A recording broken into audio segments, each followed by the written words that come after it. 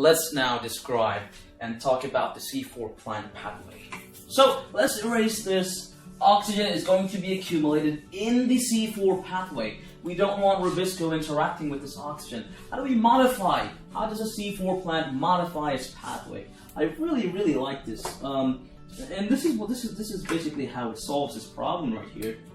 So there's another enzyme for the C4 plant pathway, and this enzyme is called PEP carboxylase. PEP carboxylase. And this enzyme right here, PEP carboxylase, loves carbon dioxide. So it's not an issue. This enzyme right here loves carbon dioxide, and what it's going to do is it's going to transform the CO2 into something called oxaloacetate, which is a 4-carbon compound, and is going to be broken down and converted into malic acid, or sometimes also referred to as aspartic acid. These are derivatives of each other, but most likely on the test you'll see malic acid if they decide to test you on the C4 pathway. And you might be saying, hey, once again, why is it called C4 plant pathway? Well, now what's being generated here is a 4-carbon compound, so we would call this a C4 plant pathway. Not a bad idea. So, PEP carboxylates will take the carbon dioxide and turn it into oxaloacetate, and then turn it into malic acid or aspartic acid. We'll say malic acid. But why? Well, it's very clever.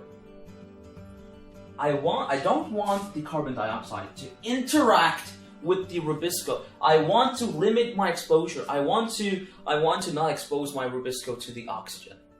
So what am I going to do? I want to have an enzyme, PEP carboxylase, which will take the carbon dioxide, put it in another form, which is called malic acid, and then now transport it to a safe place where I will have Rubisco present. And this is really cool. What happens is PEP carboxylase is an enzyme that is found in the mesophyll cell layer, the mesophyll cells.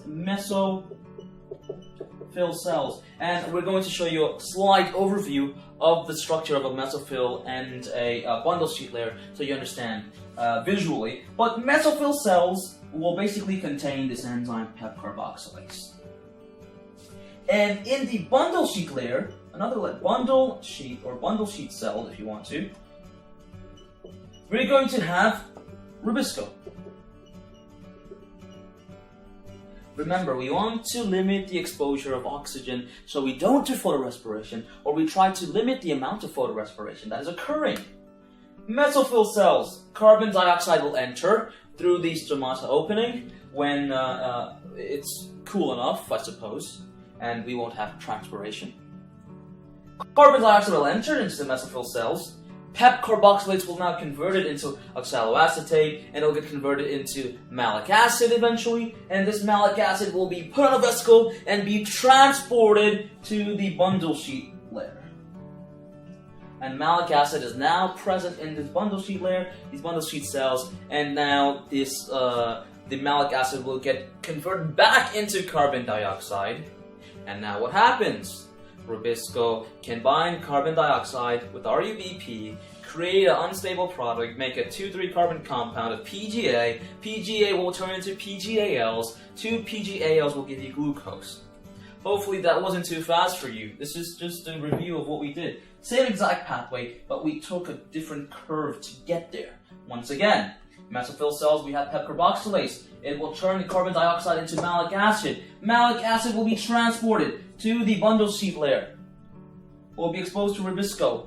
Malic acid will be turned back into carbon dioxide, and then Rubisco can do its job. And now we just have the same exact things that we did for Calvin cycle. That's the C4 plant pathway. Now, if you didn't catch everything, it's okay. At the end of the video, I'm going to give you a chart. I'm going to actually write a chart for you, and this chart, you should just know it. But it helps to understand conceptually. And now, lastly, we have something called the CAM plant pathway. The CAM plant or CAM pathway. CAM plant pathway. Why not? And these guys live in the desert. I mean, these plants survive in extremely brutal conditions where it barely rains ever. It's very, very dry. An example of CAM plants are cactus, pineapple.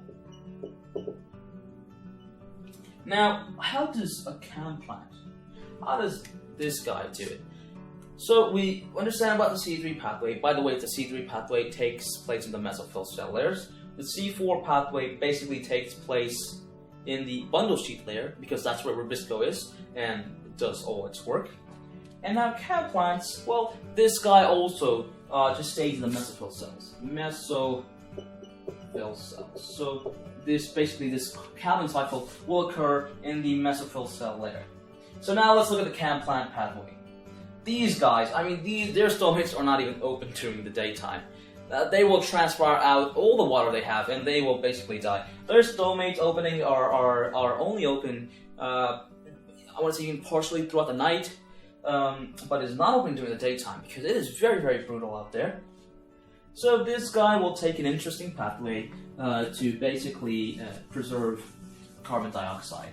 Once again, we have oxygen accumulation. We will have a lot of oxygen accumulation in the chem plant pathway. Now, C4 plant pathway is more efficient than the chem plant pathway, obviously. But you know, how are these plants going to survive? Well, here's how they survive. So these guys right here, these chem plant pathways, so you know, their stomates are closed during the day, open at night, and when they're open at night, what's going to happen? The stomates are open during night, finally the carbon dioxide can enter. So at the night, CO2 enters in the mesophills, right? So in the mesophyll cells. Now what do we have? We have oxygen accumulation. And similarly here, carbon dioxide will bind or will join PEP carboxylase, and eventually generate malic acid.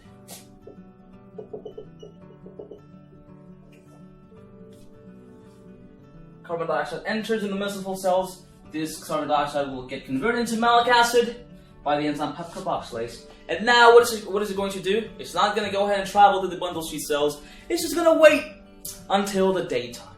It's going to wait until the daytime. And when it's daytime, this guy will get converted back into CO2, and there will be rubisco present to basically carry everything out. And you might be saying, hey, why do we have to wait till daytime?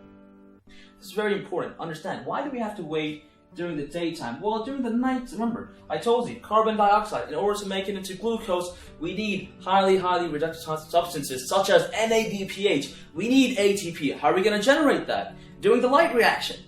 If it's dark outside, can I do the light reaction? No. So this guy has to stay as malic acid form, and when it finally is the daytime, now we have lots of ATP, we have lots of NADPH, and now we can convert this back to CO2 and now do the Calvin cycle.